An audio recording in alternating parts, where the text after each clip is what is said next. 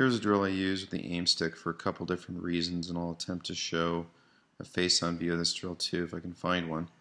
But I've got an aim stick that is on the target line. So the target line is, extension of that aim stick on the ground, and the golf ball is about 5 inches between the end of the aim stick and the golf ball. So the fellow's got some room to descend upon the golf ball. Ideally, you do not want to click the aim stick in the downswing.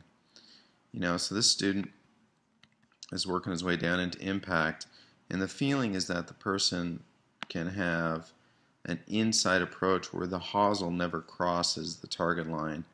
And this is pretty darn good considering he was a gentleman who had a lot of club head working across the line. In this particular swing on the course, actually, I just threw one down and he hit a nice shot, just a fraction left of his target, a little bit of a club face error, but he's missing the stick, collecting the golf ball, touching the ground,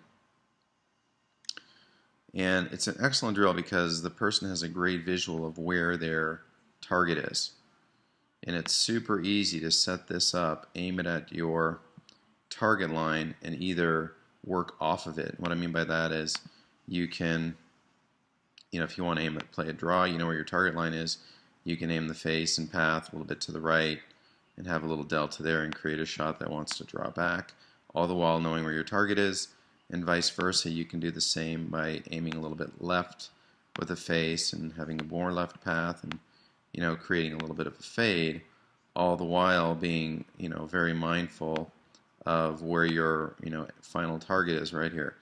So the aim stick on the ground, 5 inches. There's a little difference here between where the end of the aim stick is and the golf ball.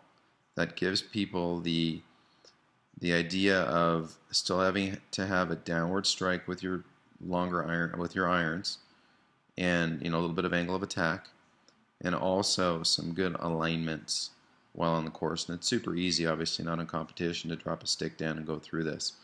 So one final thing, in most shots we don't want, unless we're hitting some extreme curve, this hosel right here to ever cross the sweet spot line.